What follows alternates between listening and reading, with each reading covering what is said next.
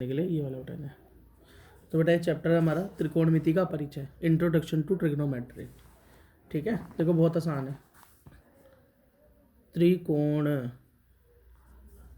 या ट्रिगो, ठीक है। त्रिकोण, त्रिकोण का मतलब क्या होता है? जिसके तीन कोण हो, कोई ऐसा स्ट्रक्चर जिसके तीन कोण हो, तीन एंगल हो या तीन कोने हो, तो यही है। एक दो तीन, तीन कोने हैं इसके, इसको ही हम ट्रायंगल कहते हैं। और इसी ट्रायंगल की वजह से ट्रिग्नोमेट्री नाम इंग्लिश में आया है। मैट्री मतलब स्टडी, ठीक है। मिति मतलब पढ़ाई, जानना, पढ़ना। इस त्रिकोण के बारे में पढ़ना, इस त्रिकोण तीन कोने वाले स्ट्रक्चर के बारे में पढ़ना ही त्रिकोणमिति है। समझ में आ गया? तो ये पूरा चैप्टर तुम्हारा इसी के आसपास घूमता रहेगा। अब इसके अंदर हमें समझना पड़ेगा कोण क्या होता है, कोण क्या होता है, एंगल क्या होता है। जब दो साइडें मतलब दो भुजाएं आपस में मिलती हैं और एक कोना तैयार होता है, जैसे कि हमारे कमरा होता है, एक कमरा मान लो, इसमें जब दो दीवारें आपस में टच होती है तो एक कोना बनता है ना। तुम बचपन में गेम भी खेलते होगे, कॉर्नर कॉर्नर, कोना कोना। तो जो कोना होता है ना, इसी को हम कोण या एंगल बोलते हैं। ये शुरुआत है। और एंगल कई पर आपने डी देखा होगा, डी के अंदर हम देखते हैं कि कोण कई प्रकार के होते हैं। 0 भी होता है और 180 भी होता है, 90 भी होता है, 45 भी होता है, 40 भी होता है, 30 भी होता है, 20 भी होता है, 10 भी होता है, 95 भी होता है, 30 भी होता है, 50 भी होता है, 180 तक होता है। ऐसे ये आपने डी पढ़ा होगा, है ना? सही कह रहा हूँ, गलत कह रहा हूँ? यस या नो तो बोलो कुछ। जब तो समझ में आएगा, कुछ पढ़ रहे हो। ठीक है, तो इसी तरीके से जिस भी तरीके से साइडें मिलती हैं, ऐसे या थोड़ी और खुली हुई या थोड़ी और खुली हुई, इनके हिसाब से कोणों के मान बदलते जाते हैं, वैल्यू बदलती जाती है। जैसे आपके पास एक 10 रुपये है, एक 20 रुपये है, एक 50 रुपये है, एक 100 रुपये है, एक 200 रुपये है, एक 500 रुपये है ना? करेंसी चेंज हो रही है, वैल्यू चेंज हो रही है। इसी तरीके से कोणों की या एंगल की भी संख्या जो है वो चेंज होती रहती है उनके मिलने के हिसाब से, वो किस एंगल पे मिलते हैं। अब अगर दो कोने ऐसे मिल जाएं, एक कोना ऊपर से आया और एक कोना ऐसे, डी है तुम्हारे पास किसी पे? चलो डी नहीं है, तो अगर मैं डी में से नापता, डी को यहाँ रखता, तो ये 90 डिग्री निकल कर आता, 90, कितना 90 है ना? और अगर एक दीवार ऐसे आ जाती और एक ऐसे मिल जाती तो ये 90 का आधा, ये 45 हो गया। हाँ, थोड़ा सा और बड़ा होता तो 60 हो जाता। डी से नाप तो जाओगे, देखते चले जाओगे। 9th क्लास में तुमने बनाने भी सीखे होंगे, बिना डी के भी बना देते होगे। कैसे? एक सिंगल लाइन लेते होगे, एक आर्क, दूसरी आर्क, ठीक है, फिर यहाँ से मैच मारते होगे, 60 बनता होगा। फिर उसके बाद यहीं से दूसरी आर्क लेते होगे, मतलब बीच में से एक आर्क इधर, एक आर्क इधर, मिडल में खींचते होगे तो 90 बनता होगा। फिर उस 90 डिग्री के एंगल को अगर हाफ मारते होगे, बीच में से ऐसे ऐसे कट मारते होगे, तो 45 बनता होगा। याद है कुछ 9th क्लास का? चलो अच्छी बात है, याद है तो यही वो एंगल्स हैं। अगर कोई सीधी लाइन बन जाए तो वो कितने का एंगल होता है? वो 180 होता है। अगर दो सीधी लाइन आपस में एकदम सीधी हो जाए तो 180 का एंगल होता है, याद रखना, ठीक है। और अगर पूरा गोल हो जाए तो वो 360 होता है। जैसे मैंने डी बना कर दिखाया, तो डी के अंदर यहाँ 0 से लेकर 180 तक। अब इस डी को अगर मैं उल्टा रख दूँ नीचे की तरफ दोबारा से, तो ऊपर 180, नीचे भी 180 हो जाएगा। तो 180 कितना हुआ? 360। इसलिए जो सर्कल होता है उसका पूरा कितना है? 360 होता है, ठीक है। वैसे त्रिकोण के बारे में जो 9th क्लास में पढ़ के आए हैं, हमने यही पढ़ा है कि प्रत्येक कोण 60 डिग्री और कुल मिला के 60 + 60 + 60 6 18, 180 डिग्री का कुल कोण होता है। तो बोलोगे भैया क्या यही होगा हमेशा? नहीं, ऐसा नहीं होगा। त्रिकोण भी कई तरीके के होते हैं। अब जैसे त्रिकोण, ये भी तो एक त्रिकोण ही है जिसके बारे में अधिकतर हमें पढ़ना है। ये भी तो एक त्रिकोण ही है ना, तीन ही तो कोने हैं। लेकिन यहाँ पर जो कोण बन रहा है, देखो ये इसकी तरह नहीं बन रहा। यहाँ पर देखो तीनों एक तरह से जुड़े हुए हैं, लेकिन यहाँ पर तीनों अलग अलग तरह से जुड़े हुए हैं, है ना? देखो, तो यहाँ पर जब हम नापेंगे तो ये 90 डिग्री निकलेगा, 90। अब ये कुछ और निकल सकता है 180 में से बचाकर, और ये कुछ और निकल सकता है। अच्छा ये बताओ, अगर ये 90 है, इसको मैं 60 मान लूँ, तो ये वाला कोण कितना डिग्री बचेगा? मान लो ये ए है, ये बी है, ये सी। बताना सी कितना बचेगा, तो बताओ। अगर ये 90 है और B 60 है तो C कितना आना चाहिए? 30 आना चाहिए ना। कुल अगर 180 है उसमें से 90 ये हो गया, 60 ये हो गया, दोनों प्लाएंगे तो 150 हो गया, 150। तो 180 से हटा दो, C आ गया कितना? 30। ठीक है, चलो स्टॉप। हमने पढ़ा 9th क्लास का, 8th क्लास, 9th क्लास। जब भी तुम ट्रिग्नोमेट्री के बारे में पढ़ रहे हो तो त्रिकोण के बारे में अब तक तुमने क्या पढ़ा मैंने तुम्हें भी बता दिया। अब इस चैप्टर के अंदर या इस क्लास के अंदर उसके ऊपर क्या पढ़ना है वो हम पढ़ने जा रहे हैं। पहले का मैंने तुम्हें इसलिए याद दिलाया कि पहले का याद होगा तभी तो आगे का कर पाओगे। चलो अब इसके अंदर बेटा हम त्रिकोण को ढंग से जानते हैं। त्रिकोण बोल लो, ट्राइंगल बोल लो, ऐसा बना लो, चाहे इस तरफ का बना लो, कोई दिक्कत नहीं है। इसे मैं A मान लूँ, इसे B मान लूँ, C मान लूँ। अब तुम्हारा मन करे तो तुम इसे A मान लो, B मान लो, इसे C मान लो, कोई फर्क नहीं पड़ता। 3 कोण है बनाने हैं, बात खत्म। ये कोण, ये वाला ट्राइंगल कैसा है? इसके अंदर एक कोण 90 है, क्या है? 90। तो इसको हम समकोण क्या बोलते हैं? समकोण। समकोण त्रिभुज, याद रखना, इंग्लिश में राइट एंगल।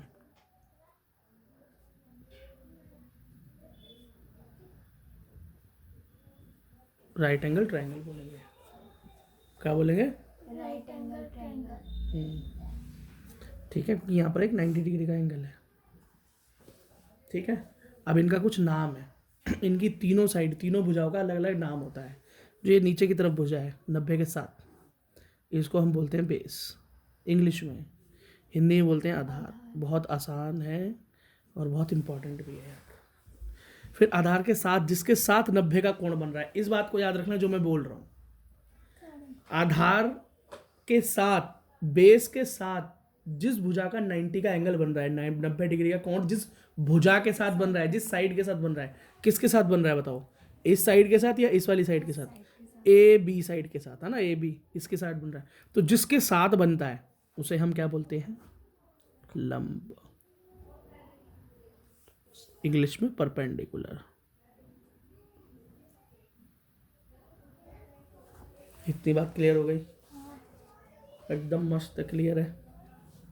अब बची सबसे बड़ी साइड, सबसे बड़ी भुजा है ये, सबसे बड़ी साइड यही तो बची।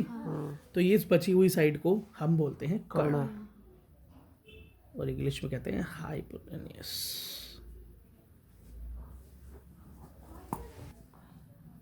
अब एक और नई चीज़ जो आप सीखने जा रहे हो, ये तो आपने सीख ही लिया। खैर आप बोलोगे भैया 9th में भी इसकी झलक तो हमें मिली गई थी। चलो जिसे नहीं मिली थी उनके लिए और थोड़ा आगे की बात करते हैं। जैसे कि कोणों की वैल्यू अलग होती है, जैसे मैंने बोला कोई 0 भी हो सकता है, कोई 30 भी हो सकता है, कोई 45 भी हो सकता है, कोई 60 भी हो सकता है, कोई 90 भी हो सकता है, कोई 180 भी हो सकता है, 120 भी हो सकता है, 360 तक कुछ भी हो सकता है।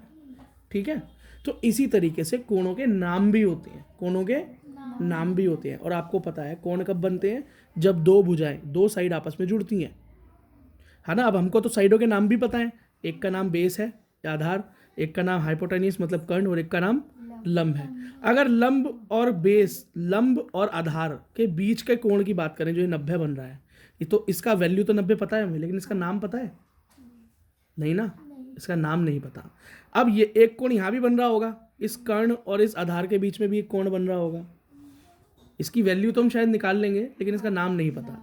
इसी तरीके से एक कोण कर्ण और लंब के बीच में, मतलब हाइपोटेनियस और परपेंडिकुलर के बीच में यहाँ भी बन रहा होगा, इसकी वैल्यू शायद हम निकाल लेंगे, पर नाम हमें नहीं पता। अच्छा एक और बात बता दूं, वैल्यू अलग अलग हो सकती है पर नाम अलग नहीं होते। नाम हमेशा फिक्स रहेंगे, वैल्यू चाहे अलग अलग निकले लेकिन नाम हमेशा। ये बिल्कुल तुम्हारी तरह है कि तुम जब 9th क्लास में थे तुम्हारे मैथ में कुछ नंबर थे, पर नाम तो वही था ना जो 10th क्लास में है। अब 10th क्लास में तुम्हारे मैथ्स में जो भी नंबर आए, नाम तो चेंज नहीं होगा ना नंबर की, से नंबर जो भी आए नाम तो वही रहेगा। ऐसे ही सीन आपके आगे आने वाली क्लासेस में चलेगा कि क्लास के हिसाब से आपके नंबर जरूर चेंज होते जाएंगे सब्जेक्ट वाइज, लेकिन तुम्हारा नाम वही रहेगा। जरा उन नामों की चर्चा कर लेते हैं। तो बेटा ये नाम आपको बार बार लगातार सुनने को मिलेंगे। अगर 10th में पढ़ रहे हो तो, 11th में अगर मैथ्स लोगे तो, और 12th में तो फिर लेनी पड़ेगी जब 11th में मैथ्स लोगे, अगर 11th फेल नहीं होते हो तो तुम्हें लगातार ये नाम हमेशा सुनने पड़ेंगे। सबसे पहले कोण का नाम है साइन, कितना है? साइन। दूसरे का नाम है कॉस, फिर है टेन। ये है 3 नाम। इन्हीं को अगर मैं उल्टा कर दूं, जैसे मानो कि एक कोण, मैंने बोला कि आधार और लंब के बीच में क्या कोण बनता है। अब कोई बोले अच्छा जी मैं तो उल्टा पूछूंगा, बताओ लंब और आधार के बीच में क्या बनता है। उन्होंने उल्टा पूछ लिया। क्या पूछ लिया? उल्टा करके पूछ लिया। तो इनके उल्टा, अगर इनकी भुजाओं को उल्टा कर देंगे तो नाम दूसरे भी हैं। उल्टे नाम अलग है, सीधे नाम ये हैं और उल्टे नाम कुछ और है। तो साइन कॉस टेन है, तो ये है हमारे पास कॉसेक, सेक कॉट और सेक और कॉट। ये हो गए उल्टे नाम। क्या हो गए? उल्टे नाम। टोटल 6 नाम है। मेन तो 3 ही है सीधे, इन्हीं के ठीक उल्टे नाम ये हैं, है ना। अगर ये कुछ भी आ रहा है, मान लो 1/2 आ रहा है, तो ये हो जाएगा 2/1। ये आ जाएगा 2/1, तो ये हो जाएगा 1/2, मतलब ठीक उल्टा। इसके आगे तुम्हें देखने को मिलेगा ये साइन थीटा बोलते हैं इसको। अब ये क्या होता है? ये होती है इनकी वैल्यू, इनका मान। ठीक है, थीटा का मतलब होता है कोण का मान, वैल्यू। नाम थोड़ी चेंज हो रहा है, पर नंबर तो चेंज होंगे ना। अब मैं बोलता हूँ ये वाला कोण जो है साइन, किन किन के बीच में बनता है वो मैं सिखाऊंगा अभी। ये 30 डिग्री है। कितना है? 30। तो तुम बोलोगे भैया जो कोण बन रहा है ना उसका नाम साइन थीटा है और उसका मान 30 डिग्री है। समझ गए? तो थीटा का मतलब क्या होता है? 30। अब ये 30 भी हो सकता है, 0 भी हो सकता है, और 1 भी हो सकता है, 60 भी हो सकता है, 45 भी हो सकता है, 90 भी हो सकता है, 180, 360 तक कुछ भी हो सकता है। ये क्या है? सिर्फ वैल्यू। तो थीटा कहीं लिखा हुआ तो घबराने की जरूरत नहीं, ये सिर्फ वैल्यू का मतलब है। इसकी जगह में वैल्यू मान भरना होता है कोण का। अच्छा, अब ये नामकरण कौन कौन सी भुजाओं को मिलाने से होता है, जरा ये भी सीख लेते हैं। तो बेटा इसके लिए तुम एक चीज सीख लो।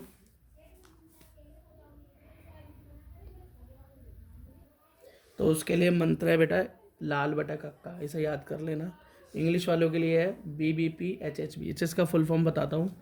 इसका है, आप ऐसे याद कर सकते हो, पी है, पी, अरे यार पी। इसका हो जाएगा पंडित बद्री प्रसाद हर हर बोले। ये इंग्लिश वालों के लिए है। ठीक है, अब हिंदी मीडियम वाले पढ़ रहे हैं ज़्यादातर, तो ये है लाल बटा कक्का। इसे याद कर लेना बस, तुम पढ़ नहीं रहे। सबसे पहले वाले का नाम मैंने क्या बताया था? साइन, फिर कॉस, फिर टेन। और इनके ठीक उल्टे क्या होते हैं? Sec cot. बस इसको याद कर लेना, दिमाग में छाप लेना, काम हो जाएगा। ठीक है, तो बेटा अब आगे देखो। अब बनता कैसे? ये एल क्या है, ए क्या है, एल क्या है, के क्या है, ए क्या है, ये समझ लो। तो बेटा ये एल है लंब, ठीक है, ए है, और के है। तो अब आपको समझ में आ जाएगा मैं क्या बोल रहा हूँ। सबसे पहले मैंने बोला साइन से शुरू करते हैं। लाल बटा कक्का, तो क्या आ रहा है साइन में? ला बटा का, ऐसे देखना होता है। ला बटा का मतलब लंब और कर्ण, भुजाएं अलग अलग। पता है ना आपको लंब कौन सा, कर्ण कौन सा? बनाकर दिखा देता हूँ, कन्फ्यूजन ना हो तुम्हें। तो ये तो आपका क्या है? आधार। ये आपका क्या है? लंब। और ये क्या है आपका? कर्ण। तो ये बोल रहा है कि लंब और कर्ण, मतलब लंब और कर्ण के बीच में जो कोण बनेगा वो साइन कहलाएगा। तो साइन का फॉर्मूला क्या बनकर आया? साइन होगा आपका ला बटा का, मतलब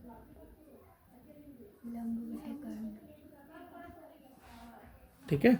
इसी तरीके से कॉस का निकाल दो। कॉस क्या आ रहा है आपका? आ बटा का। बस इसको याद करना, आ बटा का मतलब, आ मतलब क्या होता है? आ बटा का, आधार बटा कर्ण। और ऐसे ही टेन निकल आएगा। टेन क्या है आपका? ला बटा आ, मतलब लंब बटे आधार। अब नीचे वाले तो ठीक उल्टे हैं। नीचे वाले मैंने क्या बोला? साइन का उल्टा कोसेक, सेक, कॉट, ठीक उल्टे। देखो साइन अगर ला बटा का है तो कोसेक का बटा ला है, ठीक उल्टा। इसका ठीक उल्टा है, देखो। तो कोसेक क्या है? का बटा ला। और अगर आपका कॉस ए आ बटा का है तो आपका सेक जो इसका उल्टा है वो क्या होगा? देखो का बटा आ, हाँ, का बटा। और आपका टेन का क्या होता है? कॉट। तो टेन अगर ला बटा आ है तो आपका कॉट आ बटा ला हो जाएगा। खेल खत्म, पैसा हजम। तो अब एक एनसीईआरटी का एग्जाम्पल नंबर 1, उदाहरण नंबर 1 कर लेते हैं। देखते हैं इसके अंदर क्या दिया है, इसको कैसे सॉल्व करते हैं। और अभी आप देखना चुटके बजाते ही आपके सवाल होना शुरू हो जाएंगे। बस आपको उतना याद होना चाहिए जितना मैंने बताया था। ये कह रहा है एग्जाम्पल 1 में एनसीईआरटी में। एनसीईआरटी बहुत इंपॉर्टेंट है, एग्जाम्पल सारे कर जरूर लेना, पेपर में पास होने का मूल मंत्र है ये, ठीक है। 10a दिया हुआ है 4/3, ठीक है। तो कह रहा है अगर 10 ये है तो बाकी सारे ढूंढ के दिखाओ, बाकी सारे त्रिकोणोमेट्री के अनुपात ढूंढ के दिखाओ। तो कौन कौन से होते हैं बाकी, मतलब साइन होते हैं, कॉस होते हैं, कॉट होते हैं, कोसैक होते हैं और सैक होते हैं, यही बचे 6 होते हैं टोटल। तो एक दे रखा है, मतलब बाकी 5 ढूंढने को बोल रहा है। हमारी स्टूडेंट वो रह गया, सही बात है बेटा, रह गया 10। और ये जो दे रखा है उसने क्वेश्चन में पहले से निकाल के उसका क्या करूं, चलो बॉर्नविटा 5 रुपए में भी आता है। देखो अब तो त्रिकोण, सबसे पहले जो त्रिकोण दिया हुआ है वो बना लेते हैं। दे तो नहीं, अगर नहीं भी दे रखा हो तो आप खुद ही बना लोगे, इसमें कौन सी बहुत बड़ी बात है। नाम दे दो, चलो इसको मैं ए बोल देता हूँ, इसको मैं बी बोल देता हूँ, इसको मैं सी बोल देता हूँ, आप कुछ भी नाम दे सकते हो, कोई दिक्कत नहीं है। बस यहाँ पर 10a दे रखा है तो इसका ध्यान रखना किस हिसाब से दे रखा है, ठीक है बेटा। ये 90 डिग्री का कोण हो गया आपका। आपको पता है 10 क्या होता है, 10a जो, तो बेटा 10 क्या होता है एक बार याद करा देता हूँ तुम्हें, वैसे हम करवा चुके हैं, दोबारा घुमा के दिखा देता हूँ। चलो इसे ऐसे ही खोल रखते हैं, ज़्यादा बढ़िया रहेगा। तो देखो 10 क्या होता है, इसमें लाल बटा कक्का हमने याद किया था। तो हमारा 10 कहाँ पर है, साइन कॉस 10। 10 क्या है हमारा, ला बटे आ। तो ये तो हमारा दे रखा है 10, तो इसको हम अपने फॉर्मूले में रख लें। 10a दे रखा है 4/3, जो कि होता है ला बटे आ। और ला क्या होता है जी हमारा, लंब। और आ क्या होता है हमारा,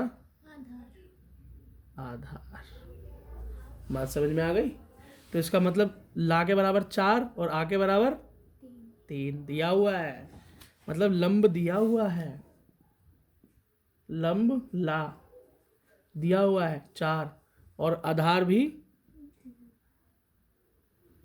आ, मतलब 3 दिया हुआ। अगर मेरा कर्ण निकल आए, कर्ण ही तो नहीं है, अगर कर्ण निकल आए तो बाकी मैं साइन भी निकाल सकता हूँ, है ना, इन सब में लगा लगा के कॉस भी निकाल सकता हूँ, कोसेक भी निकाल सकता हूँ, सब बाकी बचे हुए 5 निकाल सकता हूँ, अगर कर्ण पता चल जाए।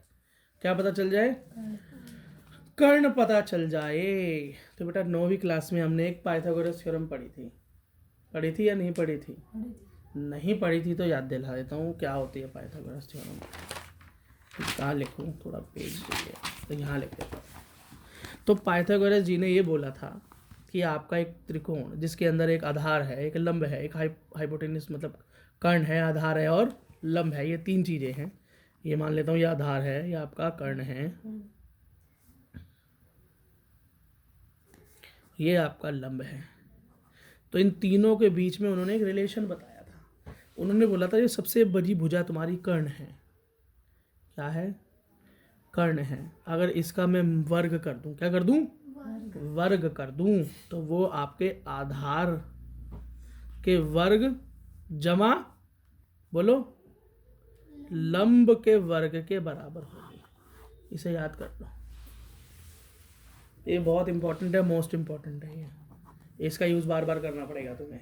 जब भी आधार और लंब दे रखा होगा तो कर्ण निकालने के लिए, या कर्ण और आधार दे रखा हो तो लंब निकालने के लिए, कर्ण और लंब दे रखा हो तो आधार निकालने के, मतलब 2 चीज़ दे रखी और एक गायब हो, तो तुम्हें इस पाइथागोरस थ्योरम का ही, पाइथागोरस प्रमेय का, जिसको हम पीटी थ्योरम भी कह देते हैं शॉर्ट फॉर्म में, पीटी थ्योरम का इस्तेमाल करना पड़ेगा, ठीक है।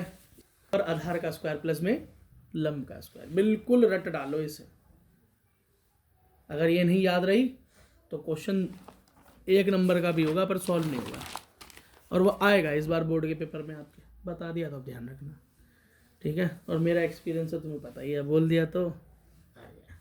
देखो अब हमें कर्ण निकालना है, तो हम पाइथागोरस की थ्योरम का इस्तेमाल कर लेते हैं कि कर्ण का स्क्वायर बराबर, बोलोगे तो याद होगा, आधार का स्क्वायर प्लस लंब का स्क्वायर। ये मंत्र की तरह है भाई, प्रेयर्स की तरह। जनगण मन तुम्हें आज तक तो याद हुआ नहीं, लेकिन जब प्रेयर होती है तो पूरा बोल लेते हो ना उसे, है ना। और सीधा बोलने को बोलूंगा तो जनगण मन पता नहीं क्या क्या बना दोगे उसका, है ना, और बिल्कुल ही आंसू निकाल दोगे उसके, पर बोल लेते हो ना। तो इसी तरीके से बेटा ये फॉर्मूले भी बोल बोल के याद करने की कोशिश किया करो। बोलो, जब अप्लाई हो तो इसे बोलो, जितनी बार बोलोगे उतना अच्छा अंदर से याद होगा। नीचे रखो, नीचे रहो। ठीक है, तो कर्ण तो पता नहीं, ये दोनों तो पता है बेटा। यहाँ ध्यान देगा तो समझ में ज़्यादा आएगा, कपड़े बाद में चेक कर लियो उसके। देखो तो आधार कितना दिया हुआ है हमारा 3, 3 का वर्ग प्लस लंब कितना दिया हुआ है 4, तो 4 का स्क्वायर। ठीक है, तो 3 का वर्ग कितना होता है, 3 का वर्ग 3 तिया 9, 9। 4 का वर्ग क्या होगा, 4 चौक 16। 16 और 9 जोड़ेंगे तो कितना हो जाएगा बोलो, 25। जब वर्ग को दूसरी तरफ भेजते हैं तो क्या हो जाता है, वर्गमूल। ठीक है, नहीं पता तो याद कर लो, वैसे पता होना चाहिए, 10वीं क्लास में हो तुम। वर्गमूल, ठीक है। और 25 का वर्गमूल होता है 5। ये बिल्कुल वर्गमूल क्या होता है, वर्ग का ठीक उल्टा होता है। जैसे कि 5 का वर्ग क्या, 5 का वर्ग करेंगे तो क्या आएगा 25। 5 गुना 5 क्या होता है 25। और इसी का अगर उसी वर्ग का जो उत्तर आया उसका मूल कर दूं तो उसका मतलब मूल मतलब रियल कितना था वो निकल कर आ जाएगा। तो 25 का मूल क्या था, 5 था। इसी तरीके से अगर मैं बोलूँ कि 16 का मूल क्या होगा तो तुम बोलोगे 4। 9 का मूल क्या होगा 3। अच्छा 4 का मूल क्या होगा बोलो, 4 का मूल 16। 4 का मूल 2 नहीं होगा। 2।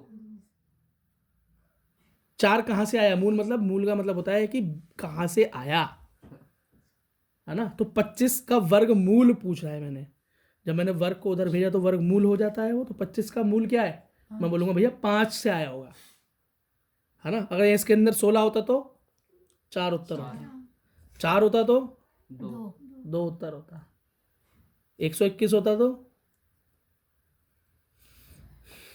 11 उत्तर होता, 64 होता तो 8 उत्तर होता। कर्ण आ गया हमारे पास 5। क्या आ गया, सिर्फ कर्ण ही तो मिसिंग था, कर्ण आ गया 5। अब बाकी निकालने में दिक्कत ही क्या है, चलो साइन निकालें। देखो अभी तुम अपने सामने निकालोगे साइन क्या होता है, तुम बोलोगे भैया ला बटा का होता है साइन। लो जी, ला बटा का लिख दिया। लंब कितना है 4, कर्ण कितना निकाला 5। लो जी आ गया साइन। तो कोसेक आ गया हमारे पास, क्योंकि साइन का ठीक उल्टा होता है कोसेक। क्या हो गया कोसेक बोलो, 5/4। tan का उल्टा क्या होता है, कॉस।